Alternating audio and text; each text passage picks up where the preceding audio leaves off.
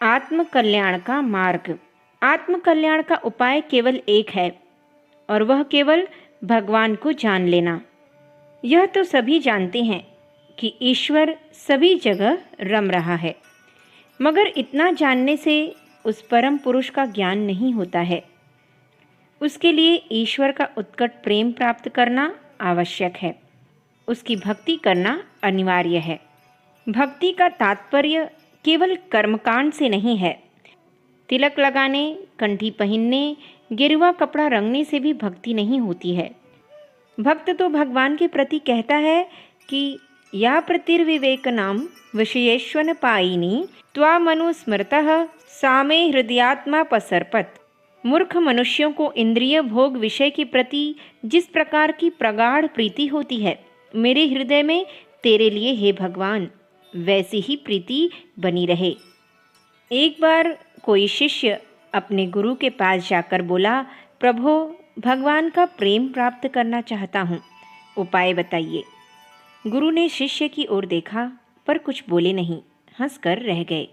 शिष्य रोज रोज आकर तंग करने लगा कि मुझे भगवान का प्रेम प्राप्त करा दीजिए। एक दिन गुरु उसको लेकर नदी की ओर गए और स्नान करने लगे। शिष्य ने ज्यों ही पानी में डुबकी लगाई कि गुरु ने आकर उसका गला धर दबाया। शिष्य ने पानी से निकलने के लिए खूब हाथापाई की। अंत में गुरु ने उसे छोड़ दिया और पूछा कि जब तुम पानी में थे तब तुम्हें सबसे अधिक किस चीज़ की ज़रूरत पड़ी थी? शिष्य ने उत्तर दिया, हवा की। गुरु ने कहा कि भगवान के लिए भी जब तुम इतने व्याकुल होगे और संसार रूपी जल के ऊपर आना चाहोगे तब उसके प्रेम को पाओगे। जब हृदय इतना व्याकुल हो जाएगा तब भक्त के हृदय में केवल ईश्वर का ही ध्यान रहेगा। उसके मुंह से अनायास निकल जाएगा कि जिधर देखता हूँ उधर तू ही तू है। फिर तो उसे उपनिषद के यह वाक्य सत्य मालूम होंगे, ईशावास्यमिदं सर्वं व्यक्तिच जगत्याम जगत।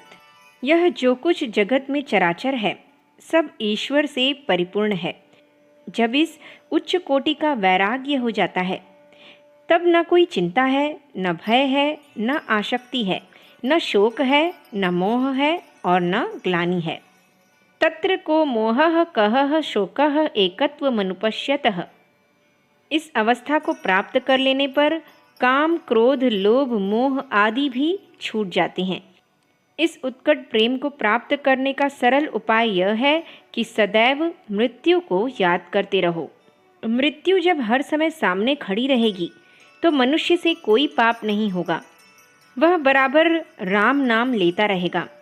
एक नाथ महाराज की एक कथा है। एक सज्जन ने उनसे पूछा कि महाराज, आपका जीवन कितना सीधा साधा, कितना निष्पाप, हमारा जीवन ऐसा क्यों नहीं? आप कभी क्रोध नहीं करते, किसी से झगड़ा नहीं करते, कितना शांत, कितना प्रेमपूर्ण, कितना पवित्र है आपका जीवन। एक नाथ ने कहा, फिलहाल मेरे बात रहने दो। तुम्हारे संबंध में मुझे एक बात मालूम हुई है। आज से 7वें दिन तुम्हारी मौत आ जाएगी। अब एक नाथ की बात को झूठ कौन माने? 7 दिन में मृत्यु, सिर्फ 168 घंटे ही बाकी रहे। हे भगवान, यह क्या अनर्थ! वह मनुष्य जल्दी जल्दी घर गया, कुछ सूझ नहीं पड़ता था कि क्या करे। आखिरी समय की सब कुछ समेट लेने की बातें कर रहा था। अब बीमार हो गया, बिस्तर पर लेट गया। 6 दिन बीत गए। 7वें दिन एकनाथ उससे मिलने गए। उसने नमस्कार किया। एकनाथ ने पूछा कि क्या हाल है? उसने कहा कि बस अब चला। नाथ जी ने पूछा, इस 6 दिन में कितना पाप किया? पाप के कितने विचार मन में आए? वह आसन्न मरण व्यक्ति बोला, नाथ जी, पाप के विचार करने की तो बिल्कुल फुर्सत नहीं मिली। मौत एक सी आंखों के सामने खड़ी थी। नाथ जी ने कहा, हमारा जीवन इतना निष्पाप क्यों है? इसका उत्तर अब मिल गया ना। मरण रूपी शेर सामने खड़ा रहे तो फिर पाप सूझेगा किसे? पाप करने के लिए भी निश्चिंतता चाहिए। मरण का सदैव स्मरण रखना पाप से मुक्त होने का उपाय है। यदि मौत सामने दिखती रहे तो मनुष्य किस बल पर पाप करेगा? परंतु मनुष्य मरण का स्मरण टालता है। पास्कल नामक फ्रेंच दार्शनिक ने कहा है कि मौत सदा पीछे खड़ी रहती है, मगर मनुष्य उसको भूलने का प्रयत्न करता रहता है। यदि खाना खाते समय शादी विवाह के अवसर पर किसी ने मौत का नाम ले लिया तो अशुभ माना जाता है, मगर यह एक कठोर सत्य है।